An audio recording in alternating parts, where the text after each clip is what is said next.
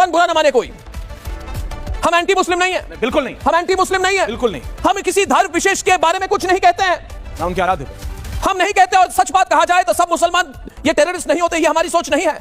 मगर जो पांचों पकड़े गए, नाम बताइए उनका। ऐश्वर्या, बिल्कुल, ये पांचों दोस्त। पहले वीडियो को लाइक कर दो, लाइक कर दिया, फॉलो भी कर देना। तो ये पांचों आप माने या ना माने, मुजम्मिल, शाहीन, आप देखिए तो जी, डॉक्टर आदिल, सारे डॉक्टर हैं, डॉक्टर उमर, डॉक्टर मुजम्मिल, सारे डॉक्टर A to Z सारे। ये जो जिन लोगों ने, जिन्होंने लाल किले को टारगेट की, मुजम्मिल, उमर ने लाल किले की रेकी की, ये सब लोग मुसलमान हैं। सच बोला जाए, ये सवाल पूछने का समय भारत में आ गया है। शोपियां के जो मौलाना है, जो मौलवी है Irfan Ahmed, Muzammil, doctor Adil, doctor Umar, doctor Shaheen. पहले वीडियो को लाइक कर दो, लाइक कर दिया, फॉलो भी कर देना। मेवात के जो मौलवी हैं, हफीज मोहम्मद इश्तियाक, सबका कनेक्शन। फरीदाबाद से पकड़ी गई आतंकवादी, जैश की महिला विंग की जो हेड है डॉक्टर शाहीन, ये सब मुसलमान हैं। तो आज अगर हम कहें भारत में कि कट्टरपंथी मुसलमान के बारे में कुछ बात ना हो, क्योंकि हम सारे सेक्युलरवादी बन गए, कोंगी टाइप, तो मैं नहीं मानता इससे भारत की कोई बेनिफिट होने वाली है, भारत को नुकसान होगा। समय आ गया ऐश्वर्या कि हम सवाल पूछे कि ये पांचों मुसलमान क्यों हैं, ये कट्टरपंथी सोच इस्लाम में कहां से आ गई है, ये जो इस्लामिस्ट। पहले वीडियो को लाइक कर दो, लाइक कर दिया, फॉलो भी कर देना। रेडिकलाइजेशन की बात हो रही है, इसके बारे में सीधी तौर से बात करने का समय आया कि नहीं आया? लोग घबराते हैं। क्या कुएं में मेंढक वाली एटीट्यूड डाले और लोग घबरा जाए कि भाई ये सब सवाल मत पूछो। ये सारे जो सस्पेक्ट हैं, ये सारे मुसलमान हैं। दूसरी बात दोस्तों, अल फलाह यूनिवर्सिटी, कहते हैं कि अल फलाह एक यूनिवर्सिटी है। देखिए दोस्तों, इस अल फलाह यूनिवर्सिटी, ये कौन सी यूनिवर्सिटी है मैं भी जानना चाहता हूं। ये अल फलाह जैसी यूनिवर्सिटी में क्या पढ़ाई जाती है, ये हम जानना चाहते हैं और पूछता है भारत। ये अल फलाह यूनिवर्सिटी कहां से फंडिंग होती है, पूछता है भारत। ये अल फलाह यूनिवर्सिटी डॉक्टरों के नाम पर ये क्या पढ़ाया जा रहा था, और अगर वो कहे कि वहां के डॉक्टर वहां पे जिहादी है, तो कैसे बता सकते हैं कि हमें पता ही नहीं था? दोस्तों, ऐश्वर्या ये सवाल पूछो। पहले वीडियो को लाइक कर दो, लाइक कर दिया, फॉलो भी कर देना। पूछता है भारत बिल्कुल कि ये अल फलाह यूनिवर्सिटी, इसकी क्या जिम्मेदारी बनती है? मैं कह रहा हूं कि जिम्मेदारी इनकी 100% बनती है। आज ये भाग रहे हैं, आज ये भाग रहे हैं, ये जवाब नहीं दे रहे। और तीसरी बात ये भी है, तीसरा सवाल जो डायरेक्ट सवाल ये है कि जो मुस्लिम महिलाओं के दिमाग में एक कट्टरपंथी सोच की बीज बोई जानबूझ के, एक कट्टरपंथी सोच की बीज बोई जा चुकी है। दोस्तों, ये एक सच्चाई है। अगर ये तक वाले, अगर बाकी लोग ये बीच का रास्ता अपनाने वाले चैनल ये कहना नहीं चाहते, क्योंकि इनको दिखाना है दोस्तों। पहले वीडियो को लाइक कर दो, लाइक कर दिया, फॉलो भी कर देना। कि आज इस संकट की घड़ी में भी वो सेक्युलर है, तो वो भारत के लिए काम नहीं कर रहे हैं। दोस्तों, ये शाहीन शहीद जो है, शाहीन शहीद, इसका उदाहरण है, इनका उदाहरण है। जो जैश की महिला विंग को तैयार कर रही थी, ये किस किस को रिक्रूट कर रही थी? मेरे सूत्र बताते हैं कि ये व्हाइट कॉलर आतंकियों की प्लानिंग बहुत जबरदस्त है। इनका मकसद है भारत को चोट पहुंचाना, इनका मकसद है हिंदू आस्था को चोट पहुंचाना। नहीं तो बनारस से लेकर अयोध्या तक इन्होंने रेकी क्यों की थी? बनारस से लेकर अयोध्या तक इन्होंने रेकी क्यों की थी? इन्होंने गांधीनगर को क्यों टारगेट किया था? इन्होंने गौरी शंकर मंदिर के पास ब्लास्ट क्यों किया? उसको नतीजा क्यों दिया? ये क्या? पहले वीडियो को लाइक कर दो, लाइक कर दिया, फॉलो भी कर देना। मैसेज देने की कोशिश कर रहे थे? क्या हिंदू आस्था और हिंदुओं को टारगेट करना ये पुराना मॉडल नहीं है इनका? पूछता है भारत, ऐश्वर्या, पूछता है भारत। इसीलिए आज मैं बुधवार को आया, क्योंकि मुझे लग रहा है ना कि सारी जो रिपोर्टिंग हो रही है, ये बेशरम एंकर वहां पे जाके सेल्फी लेते हैं ब्लास्ट में, इनसे सवाल नहीं। ये बेशरम एंकर जो सेल्फी लेते हैं ब्लास्ट साइड से, ये वो सवाल नहीं पूछेंगे। ये खड़े होकर अपने बाल की कंघी करते करते, स्टाइल मारते मारते मीडिया को खत्म करने की साजिश है इनकी। दोस्तों, अटैक करने के तरीके बदल जाते हैं, लेकिन इनका मोटिव नहीं बदलता ऐश्वर्या।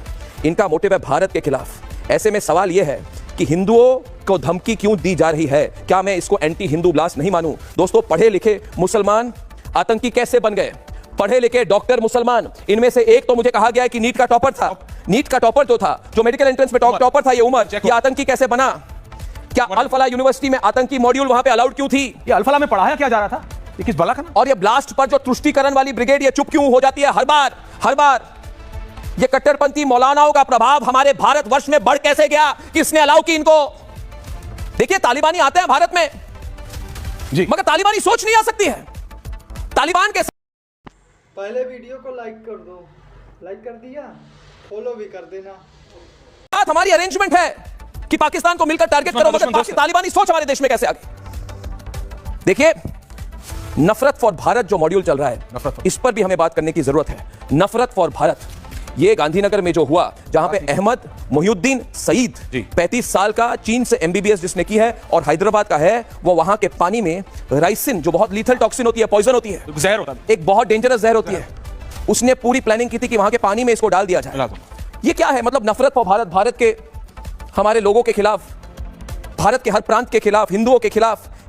ये गद्दार, ये मीर जाफर, ये घर में बैठे हुए विभीषण, ये जयचंद, ये रोहिंग्याओं के दोस्त, इन लोगों के साथ सॉफ्ट अप्रोच क्यों है ऐश्वर्या? होनी नहीं चाहिए ना। नहीं, मगर सॉफ्ट अप्रोच है क्या?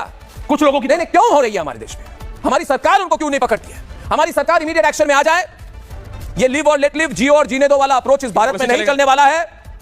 ये जियो और जीने दो वाला अप्रोच ये भारत में नहीं चलेगा, क्योंकि साजिश शोपिया से लेकर सहारनपुर, सहारनपुर से लेकर गांधीनगर और गांधीनगर से लेकर चांदनी चौक पहुंच चुकी है। और जो फीलिंग है, कई लोग कहते हैं ऐश्वर्या कि आतंकवादी नहीं है, ये बेचारे पढ़े लिखे। पहले वीडियो को लाइक कर दो, लाइक कर दिया, फॉलो भी कर देना। भटके हुए नौजवान है। ये भटके हुए नौजवान है क्या? 4-4 लाख रुपए कमाने वाले भटके हुए हैं। ये भटके ने नौजवान है, 4-4 लाख रुपए इनको महीना तनख्वाह मिल रही है, सारे भटके हुए। और ये कहा जाता है ये इंडिविजुअल केस ऑफ टेररिज्म है, यानी कि एक व्यक्ति विशेष टेररिज्म है। ये व्यक्ति विशेष टेररिज्म कहां है? ये जैश का हाथ है। मैं चाहता हूं कि भारत सरकार जैश और पाकिस्तान का नाम ले।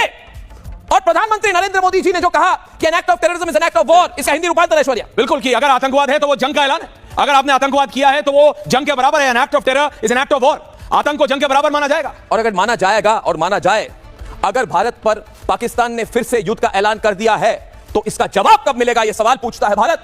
क्या और एक चांदनी चौक, क्या और एक पहलगाम, क्या और एक नरसंहार के पास हम जागेंगे और कहेंगे अब ऑपरेशन सिंदूर 3.0 हो? हमें कहा गया है कि ऑपरेशन सिंदूर जारी है, तो जारी है तो एक्शन चाहिए, सिर्फ एक्सरसाइज नहीं।